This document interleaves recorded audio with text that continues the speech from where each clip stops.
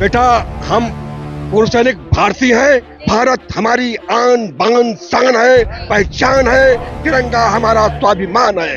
तेरी राहों में जहां तक लुटा जाएंगे।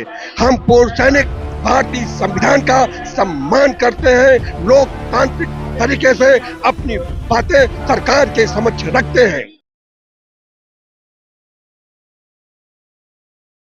जंतर मंतर पर मौजूद हूँ जहाँ 12 मार्च को पूर्व सैनिक धरना प्रदर्शन करे। एक विशाल जो है इसका आंकड़ा है। पूर्व सैनिक काफी मात्रा में जो है जंतर मंतर पर मौजूद है। ओआरओपी में पूर्व सैनिक जो विसंगतियां देख रहे हैं उसको दूर करने के लिए सरकार से मांग कर रहे हैं कि उनकी पेंशन में वन रैंक वन पेंशन में इतनी खामियां क्यों, जल्द से जल्द उनकी जो खामियां है पेंशन में उसकी जल्दी से मांगों को पूरा किया जाए। बेटा, हम पूर्व सैनिक भारतीय हैं। भारत हमारी आन बान शान है, पहचान है। तिरंगा हमारा स्वाभिमान है। तेरी राहों में जहां तक लुटा जाएंगे। हम पूर्व सैनिक भारतीय संविधान का सम्मान करते हैं। लोकतांत्रिक तरीके से अपनी बातें सरकार के समक्ष रखते हैं। एक ऑफिसर जब एनडीए में ट्रेनिंग करता है, मैं एनडीए में रहा हूं, तो वो शपथ लेता है सबसे पहले नेशन, उसके बाद सबसे पहले राष्ट्र, उसके बाद उसके नीचे काम करने वाले उसके सिपाही, जेसीओ, उसके बाद उसके और उसके परिवार के हित हैं। पर ये दुर्भाग्य की बात है, आज इतने सारे पूर्व सैनिक, इतनी संख्या बल में पूर्व सैनिक जंतर मंतर में इस लक्ष्य के साथ, इस पॉइंट के साथ एकत्रित हुए हैं कि उनके साथ ओआरपी 2 में भेदभाव हुआ है। ये भारतीय सेना के गौरव के इतिहास पर ही नहीं, भारत के संविधान पर ही नहीं, भारत के नेतृत्व पर नहीं, भारत के प्रधानमंत्री पर नहीं, भारत के chief of the army staff पर ही नहीं, भारत की सेना के गौरव पर प्रश्न चिन्ह है। ये ओपीपीओआर आखिर क्यों? आपने कहा कि ये भारत के गौरव पे प्रश्न चिन्ह है, वही मोदी जी अपने भाषण में कहते हैं मैं देश को ना बिकने दूंगा, मैं देश को ना झुकने दूंगा। इस पर क्या कहना चाहिए? मैं आदरणीय मोदी जी से कहना चाहूंगा, राष्ट्र प्रथम। आओ हम जाति, धर्म, क्षेत्र, भाषा, ऑफिसर, जेसीओ, नेता, अभिनेता के जो भेदभाव है, जो संकीर्ण विचारधारा है, उसको मिटा दे। हम हिंदुस्तानी बन जाए। कैसी संकीर्ण विचारधारा की बात कर रहे हैं? आज तो देश विश्व गुरु बन रहा है। जो संकीर्ण विचारधारा है उसका रिजल्ट, जो भेदभाव उसका रिजल्ट ये जनसमूह है जो एकत्र हुआ है कि उसके साथ भेदभाव हुआ है। हमें ये भेदभाव मिटाना है। मैं आपसे कहना चाहूंगा, आजाद भारत में फिल्म जगत से आदरणीय बहन रेखा जी, आदरणीय बहन जया बच्चन जी राज्यसभा में जा सकती हैं। खेल जगत से आदरणीय भाई सचिन तेंदुलकर जी राज्यसभा में जा सकते हैं, विधान परिषद में जा सकते हैं। आदरणीय बहन राबड़ी देवी जी बिहार की मुख्यमंत्री बन सकती हैं। आदरणीय तेजस्वी यादव जी बिहार के उप मुख्यमंत्री बन सकते हैं। तो एक पीपीओआर पूर्व सैनिक जो भारत का श्रेष्ठ नागरिक है, राज्यसभा में, विधान परिषद में राजनीति से दूर क्यों सदस्य नहीं बनाया जा सकता है? आपकी मांग ये है कि जो पूर्व सैनिक है उनको राज्यसभा में भी शामिल किया जाए। मेरी मांग यह है कि जब पूर्व सैनिकों की आवाज नहीं सुनी जाती है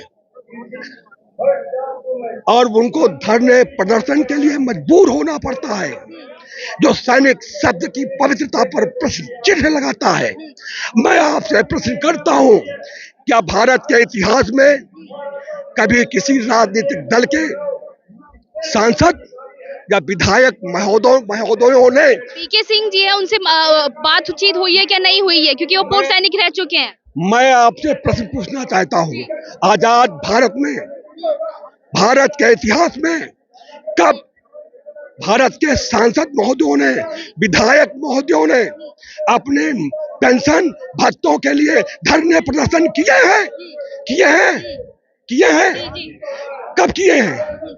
जब आदरणीय सांसद जी, विधायक जी धरने प्रदर्शन नहीं करते हैं, उनकी मांगे अपने आप पूरी हो जाती हैं, तो हम पूर्व सैनिकों की क्या गलती है कि हमको धरने प्रदर्शन के लिए मजबूर होना पड़ता है, हमसे भेदभाव किया जाता है।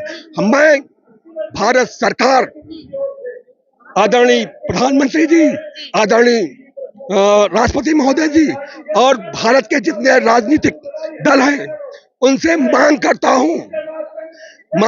हूं कि पूर्व सैनिकों की आवाज हमें मान चाहिए, सम्मान चाहिए, राष्ट्र निर्माण चाहिए। सम्मान तो मिल रहा है ना, मान सम्मान मोदी जी जा रहे हैं आपके अगर मान सम्मान मिला होता, हमारा सम्मान किया होता, तो हम ये पूर्व सैनिक इतनी संख्या में यहाँ ओपीआर मांग के लिए क्यों एकत्रित हुए? आप बताइए क्यों एकत्रित हुए? ये मान सम्मान हुआ है? ये तो आरोप लगा रहे हैं कि उनके साथ भेदभाव हुआ है, धोखा हुआ है, तो कैसा मान सम्मान? तो मैं आदरणीय मोदी जी से मांग करता हूं, हमें मान चाहिए, सम्मान चाहिए, राष्ट्र निर्माण चाहिए। लोकतंत्र के पवित्र मंदिरों में, राज्यसभा में, विधान परिषदों में पीबीओआर को स्थान चाहिए। 5 पीबीओआर राज्यसभा में जितने प्रदेश हैं, 3 प्रदेश से 1 पीबीओआर राज्यसभा का सदस्य बनाया जाए, जिससे कि वो अपनी मांगे लोकतांत्रिक। आगामी चुनाव 2024 जैसे लोकसभा चुनाव है, इसमें इसका फर्क दिखने वाला है या नहीं दिखने वाला? मुझे आशा नहीं, पूर्ण विश्वास है। हम लोकतांत्रिक देश में जी रहे हैं, भारत में एक लोकतांत्रिक सरकार है। लोकतंत्र में जब कोई भेदभाव होता है, जनता जनार्दन की जो आकांक्षाएं हैं वो पूरी नहीं होती हैं, उस पर प्रश्न चिन्ह खड़ा होता है, तो लोग, जनता, भारत की आदरणीय जनता जनार्दन, अर्थ हम पूर्व सैनिक भी भारत की आदरणीय जनता जनार्दन है, लोकतांत्रिक तरीके से एकत्रित होते हैं, अपनी मांगे सरकार के समक्ष रखते हैं शांतिपूर्वक ढंग से।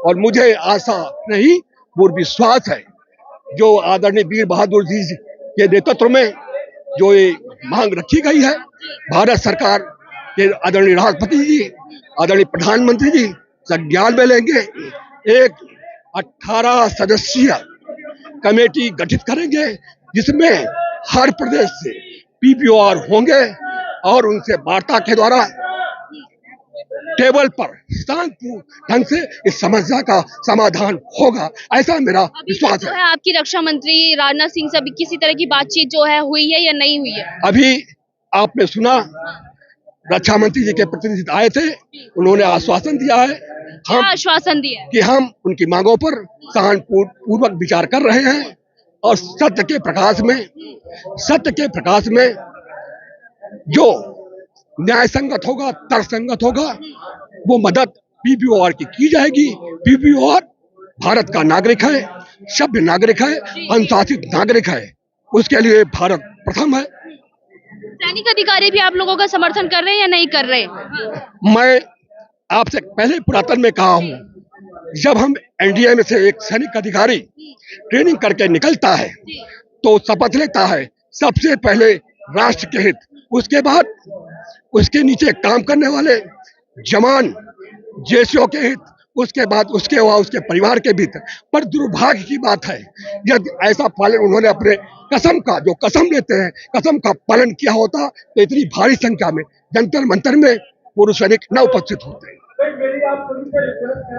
पुरातन में जब हम सेवा में होते हैं, हमारा कमांडिंग अधिकारी जब हमको आदेश देता है, हम नहीं सोचते हैं कि मेरी जान जाएगी, हम अपनी बेल्ट में ग्रेनेड का टुकड़ा ग्रेनेड बांधकर टैंक के नीचे लेट जाते हैं। ये विश्वास हम अपने सेना अधिकारी पर रखते थे, और पर दुर्भाग्य है, ये विश्वास हमारा कहीं ना कहीं टूटा है, जिसका फल ये सामने आपको। किसने विश्वास तोड़ा है?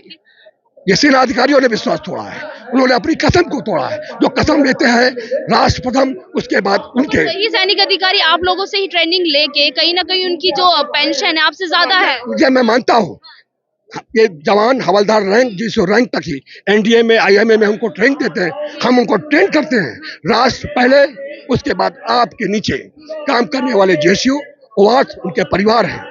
पर दुर्भाग्य उन्होंने ये जो ट्रेनिंग जो हम लोग सिखाया था उसको वो भूल गए हैं, शायद ऐसा लगता है। उसी का रिजल्ट, उसी को याद दिलाने के लिए आज ये विशाल धरना प्रदर्शन हो रहा है। या उसी की याद दिलाने के लिए, उसी की याद दिलाने के लिए इस सेना की जो गौरवशाली परंपरा है, जिस परंपरा में 65 की लड़ाई में जवानों ने अपनी बेल्ट में, अपने सीओ के आदेश पर बेल्ट में ग्रेड बांधकर टैंक के नीचे लेट कर टैंक को उड़ा दिया है। उनका विश्वास था कि मेरे मरने के बाद हमारे सीनियर अधिकारी उनके परिवार का भरण पोषण करेंगे, इनकी सुरक्षा करेंगे। मैं आपको एक उदाहरण देना चाहूंगा। यदि आप एक साइकिल, तिरंगा साइकिल यात्रा निकालें और वो यात्रा जो परम वीर चक्र विजेता है, वीर चक्र विजेता है, उनके घरों तक जाए तो आप अंतर स्पष्ट देखेंगे, पारिवारिक अंतर।